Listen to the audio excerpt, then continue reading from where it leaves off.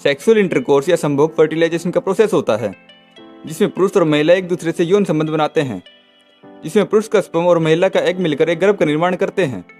तो आज इस वीडियो में हम फर्टिलाइजेशन का पूरा प्रोसेस जानेंगे, जो आप लोगों के बहुत काम आने वाला है।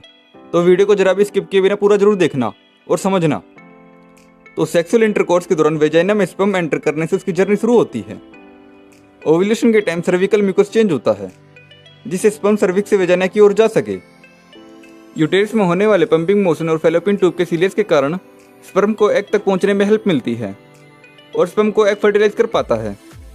इसके बाद फर्टिलाइज एग फैलोपियन ट्यूब से यूटेरस की ओर आता है और फर्टिलाइजेशन के 6 से 12 दिनों के बाद फर्टिलाइज्ड एग यूटेरस लाइनिंग यानी एंडोमेट्रियम से अटैच हो जाता है। इस प्रोसेस को इम्प्लांटेशन कहा जाता है। तो अब बात आती है बेबी फॉर्मेशन की, यानी कि बच्चा कैसे बनता है। तो जब मेल गैमेट्स यानी कि मेल का स्पर्म और फीमेल गैमेट्स यानी कि फीमेल का एग, जब ये दोनों आपस में मिलते हैं तो इसको फर्टिलाइजेशन कहा जाता है, जिससे बेबी का प्रोसेस शुरू होता है। तो बेबी फॉर्मेशन के लिए सबसे पहले जाइगोट का निर्माण होता है और उसके बाद होता है सेल डिवीजन। तो सबसे पहले सेल डिवीजन 2 होते हैं, फिर 4 सेल डिवीजन होते हैं, फिर 8 सेल डिवीजन होते हैं और लास्ट में 16 सेल डिवीजन हो जाते हैं, जिसे हम मोरूला भी कहते हैं। और ये मोरूला फर्टिलाइजेशन के 96 घंटे के बाद मोरूला तैयार होता है, यानी कि 4 दिन बाद मोरूला तैयार हो जाता है। इसके बाद होता है आगे का स्टेज, जिसे हम ब्लास्टोसिस्ट कहते हैं।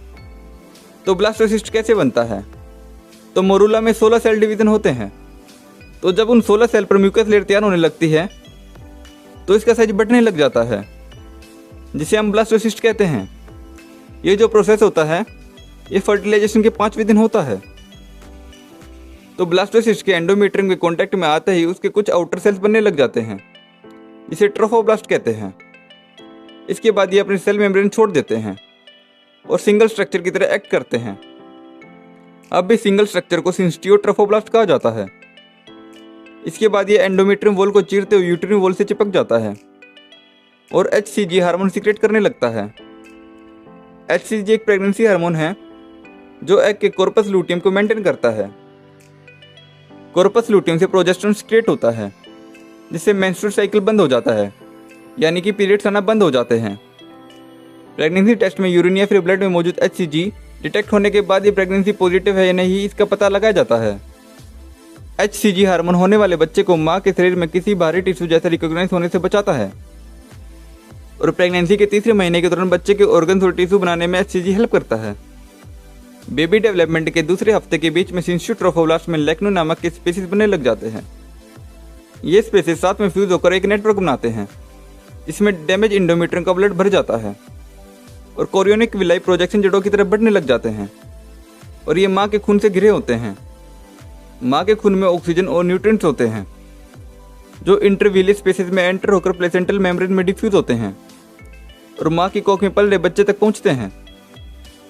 बच्चे के खून में मौजूद कार्बन डाइऑक्साइड और वेस्ट प्रोडक्ट निकलकर माँ के खून में जाते हैं और इस तरह से बाहर निकलते हैं, लेकिन माँ और बच्चे का खून मिलता नहीं है।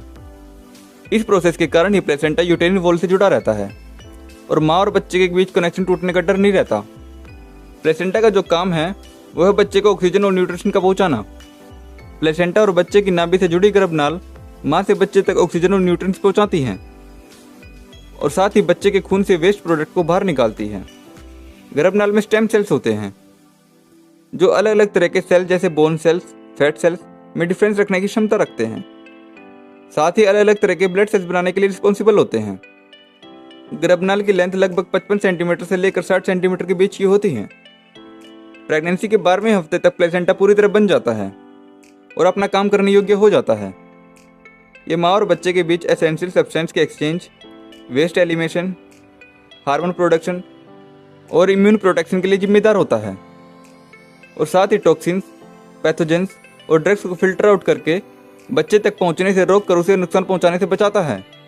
बच्चे के डेवलपमेंट के लिए सही टेम्परेचर मेंटेन करने का काम भी प्लेसेंटा ही करता है। प्रेगनेंसी के लास्ट तक प्लेसेंटा की ब्लड वेसल्स और भी ज़्यादा ऑर्गेनाइज्ड और डेवलप्ड बन जाती हैं और बच्चे की डिलीवरी तक सपोर्ट देती है। जब डिलीवरी का समय आता है तब प्लेसेंटा प्रोस्टाग्लैंडिन जैसे हायर लेवल हार्मोन्स प्रोड्यूस करने लगता है। प्रोस्टाग्लैंडिन सर्विकल ओपनिंग में, सर्विक्स को डायलेट करने में और कॉन्ट्रैक्शन के लिए बेबी को रेडी करने में रोल प्ले करता है, जिससे बच्चे को बाहर निकाला जा सके। लेबर के टाइम के लिए प्लेसेंटा में सफिशिएंट ऑक्सीजन और न्यूट्रिएंट्स रहते हैं, जिससे बच्चे को यूटेरिन कॉन्ट्रैक्शन के कारण ब्लड फ्लो में आने वाले टेम्परेरी रिडक्शन के टाइम भी ऑक्सीजन और न्यूट्रिएंट्स मिलते रहे। यूटेरस में होने वाले इन कॉन्ट्रैक्शन के कारण प्लेसेंटा यूटेरिन वॉल से डिटैच होने लगता है, जो एक नेचुरल प्रोसेस है, जिससे बच्चे की डिलीवरी के बाद प्लेसेंटा को यूटेरस टिश्यू से अलग किया जा सके। बच्चे के जन्म हो जाने के बाद भी यूटेरस में प्लेसेंटा को बाहर निकलने के लिए कॉन्ट्रैक्शन जारी रहते हैं। इन्हें आफ्टर बर्थ कॉन्ट्रैक्शन कहा जाता है, जिससे प्लेसेंटा पूरी तरह डिटैच होकर बर्थ कैनल से बाहर आ जाता है। डॉक्टर इस गर्भनाल को धीरे से खींचकर और मां के एब्डोमेन पर प्रेशर डालकर प्लेसेंटा को बाहर निकालते हैं। इस प्रोसेस में कुछ मिनट से लेकर 1 घंटा भी लग सकता है, क्योंकि बर्थ के बाद प्लेसेंटा का एक भी टिश्यू अगर अंदर रह जाता है तो प्रॉब्लम हो सकती है। तो इस वीडियो में मैंने आपको सब कुछ शॉर्ट में समझा दिया है और काफ़ी आसान तरीके से समझा दिया है। अगर आपको ये जानकारी अच्छी लगी है तो वीडियो को लाइक करके शेयर कर दीजिए। साथ में ऐसी और वीडियो देखने के लिए हमें फॉलो और सब्सक्राइब भी कर लीजिए। धन्यवाद।